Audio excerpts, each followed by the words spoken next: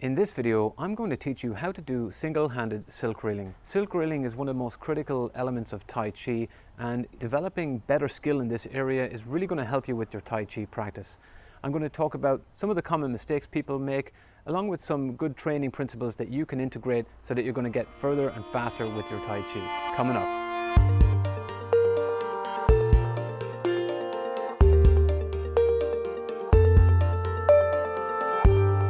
Hi, my name's Colin and welcome back to Center Life Balance. This channel is about sharing the best principles, practices and techniques for physical, mental and spiritual growth.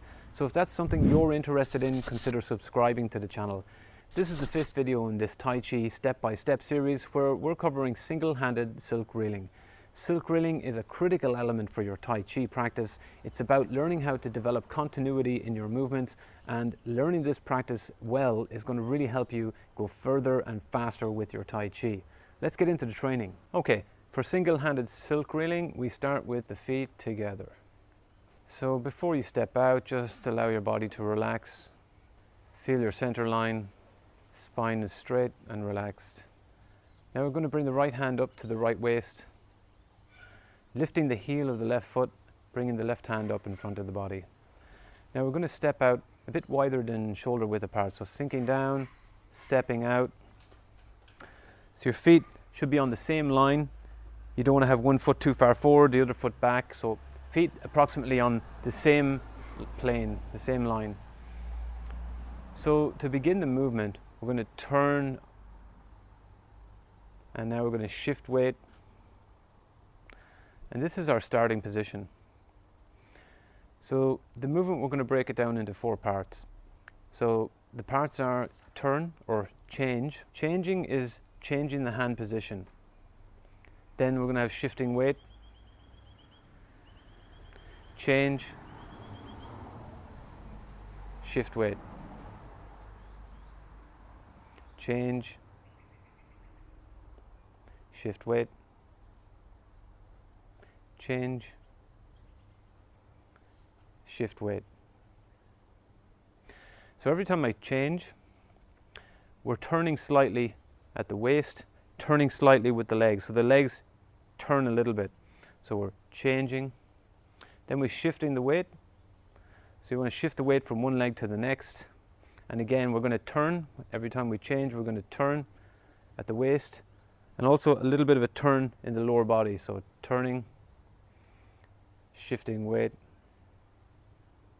turn, shift weight, change, shift weight, change, shift weight,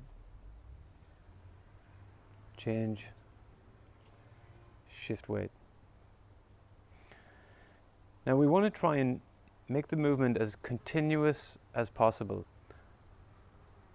You're going to feel as you go through the movement that it might be a bit rough in the beginning.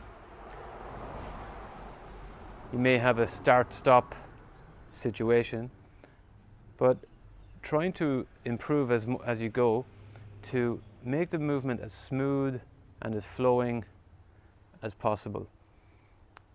Silk reeling is a whole body movement, everything moving together.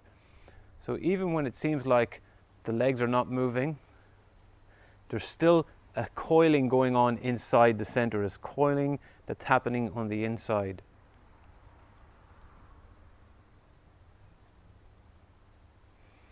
We don't want to lift the elbow higher than the shoulder, a little bit under the shoulder height for the elbow.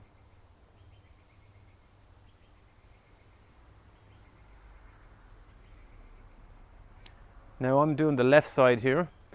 When you're doing the left, you'll probably feel that your left thigh is activated a lot more. You may start to feel it getting hot. That's a good sign. The movement is being driven by the center, so your center needs to be in the movement. In all silk reeling, your center needs to lead the movement. So if I just turning my center, as you can see, there's a shifting weight, there's a turning of the center, shifting the weight, turning the center. So the movement on the outside where you're at the arm is a big movement, but as you get closer and closer to the center, the movement becomes smaller. So as you can see, the shoulders making a very small movement, and the center, it's very difficult to notice any movement from the outside. So you might want to do 10 or 20, maybe 30 on each side, and then you're going to change hands. When you change hands, you might need to adjust your feet a little bit. The right foot you should make sure that the feet are a little bit open, but not too open. If your feet are open too much like this, then you're going to lose your balance. And also, you don't want the feet turned in. So the feet need to be just a little bit open each side. And we continue. Shifting weight, change. Shifting weight, change. Shifting weight, change. Shifting weight. So some of the things you want to try to avoid is tilting at the hips. So we've talked about tilting in a previous video. So when you tilt at the hips, you cause the body to go out of alignment, you lose your center, and you're not going to get the depth into the movement that you're looking for. So avoid this kind of movement, avoid doing any kind of tilting at the hip movement. Keep the hips level. You want to kind of imagine that your center, or that your waist area, is like a bowl, and it's filled with water. So you want to try and ensure that you don't spill the water as you turn. So keeping the hips level for this movement.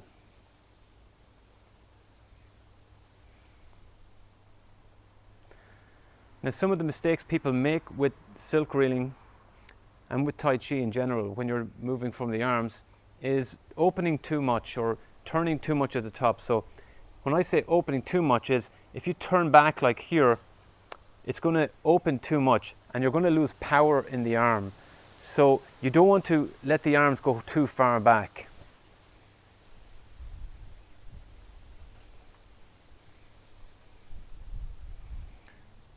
Just for this other side so you can demonstrate. Again, if you open too much at the chest area, you're going to lose power and connection in the arm. So the movement should be connected, not opening too much here. Now also, we don't want to close too much. So what I mean by that is we don't want to pinch this area here by bringing the arm too close into the body. See here, I'm making this tense here by bringing the arm in too close. I need to relax that area until you don't feel the tension in here in this area. So we don't bring it in too close. So bringing the arm around. Just keeping a nice circular space with the arm. Now anytime if I stop, just to demonstrate that it is my center leading the movement, if I turn my center back to the front, the weight is still on the left leg, but if I turn my center back, you see that when I turn my center, the arm moves. So the arm is following the body. That's why when I shift weight, there's a very small movement in the center, but the arm appears to be moving. Appears like the arm is moving, but the arm is not really moving much at all. What's happening is I'm changing weight. Here, center turning and shifting weight.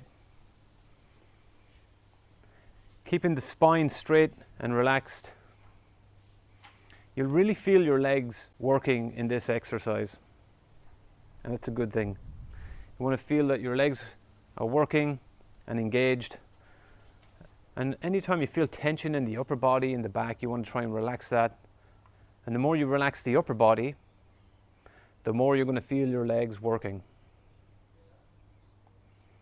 And just change sides. Now what we're going to do is reverse this, and we're going to do a different silk reeling. So bringing the hand in now and turning, open. So I've changed the hand movement. This is the same principle. We're shifting weight, change, shifting weight, change, shifting weight, change, shifting weight, change. Same principles, keeping awareness of the same thing. Try to get the continuity of movement going. The difference is we're doing just a different circular pattern this time. So instead of opening the hand like this, we're now bringing it in like that.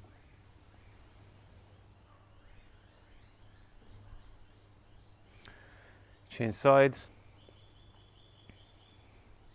So silk reeling is an excellent practice to do just before your main training or before you get into the form.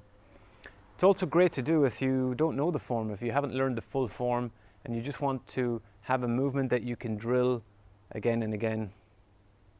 Silk reeling is a great practice. It also allows you to really slow down the movements and feel the connection or disconnection, if that's what's happening. Feeling the connection or disconnection.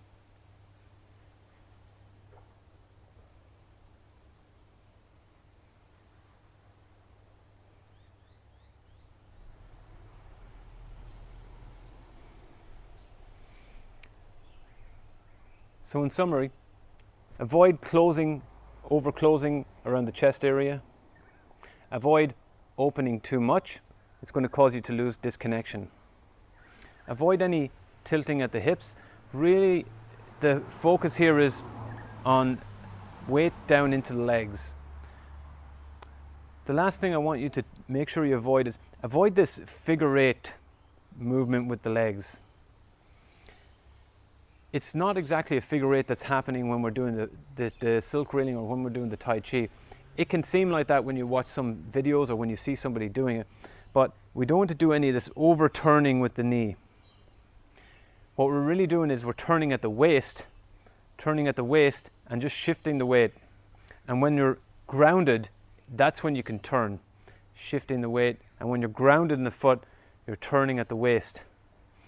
But what you may see sometimes is it may look like people are doing this really figure eight circular movement with the legs, but try to avoid that. It's not what you're going for with the silk reeling. We're looking for shifting the weight, grounded, turn at the center, shifted the weight, grounded, turning at the center, shifting the weight.